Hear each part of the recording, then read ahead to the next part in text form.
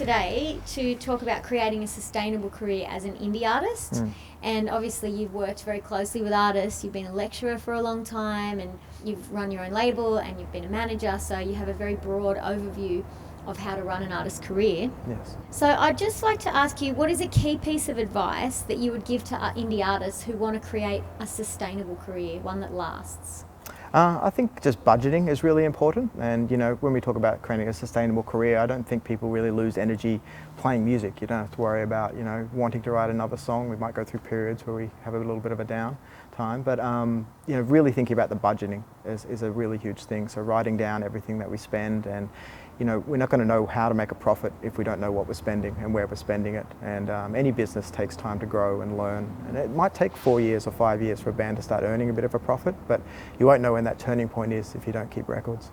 That's very true, and it's about celebrating the small wins, isn't it? Or the big wins. In that case, it's a big win, and when you finally do reach that point where you're in surplus, that's a great feeling. Hey, that's right.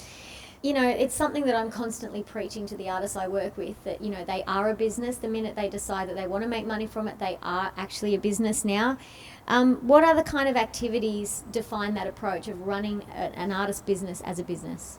I think EPKs are really important, and content is really king. So having photos online and media, having your own private website. Social media is great, but we really need a website because things come and go. I mean, my MySpace has got plenty of fans, but no one's checking that out anymore. Facebook will be gone one day, and same with Instagram. So having a good internet site that you can send people to that links out to all the socials.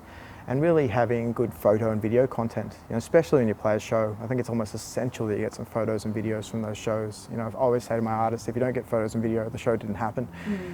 You could have a really bad show and there might not be anyone there. And sometimes we would do that. If we drive all the way to Wollongong and play to 4 people, these things happen. But if we get that video up online, we could have a much bigger audience and a bigger market for it. And particularly with this global media that we're dealing with, any show can be great on the internet, and so it's about trying to capture some photos and video. Content is king, really.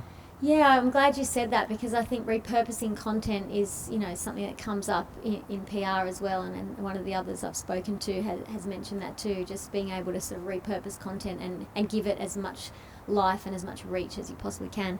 Yeah, definitely. Really good point. Do you think that also having a great work ethic is important? I think it's essential. You've got to really work hard and consistently for this stuff for a long period of time. It's not easy to be a musician and an artist in this world that we live in. And a lot of people have day jobs that they go to, and it's hard to go home and find the energy to do what you want to do. But you really have to dedicate yourself if you want to have a sustainable career in music. And I think anyone can do it. I don't think it's out of question. I don't think it's hard to do. It just takes a little bit of work, and I think that means working consistently every week for like 16 to 18 hours and actually writing down your hours, not just playing guitar a couple of times a week and jamming, but like literally getting up and doing the business work and doing the music work and the songwriting work, and logging your hours if that's what it takes. There's a really good platform, actually, now that you mention it. It's a good opportunity to talk about Toggle. Have you heard of Toggle? Toggle's great. I use Toggle as well, and you can sort of see how much time you're allocating to each aspect of the business. It's a good way to track. Yeah, I think that's hours. good. I think also it's important just to do what's easiest for you. I always say take the easiest route. If these programs are confusing you, then write on a piece of paper, draw it in the wall with a knife, whatever you need to do. What works for you is the quickest and easiest way to keep track of things, so you can get back to actually making music, which is what you love doing. 100%. Yeah, if we could sum that up, we've talked about being a sustainable artist and how to create a sustainable career. What would be that key takeaway point, do you think? I think just creating a sustainable workflow for yourself, setting hours and actually putting it into your calendar, treating it like a job, like work. Mondays I'm going to get up and do this social media. Tuesdays I'm going to write songs and jam. Wednesdays I'm going to go out and find new venues. Just actually putting it in your calendar as a bit of a schedule, like I'm at work, and tell people I'm at work. I'm working today. This is my career. This is what I want, and I'm going to do it. No one's going to stop me.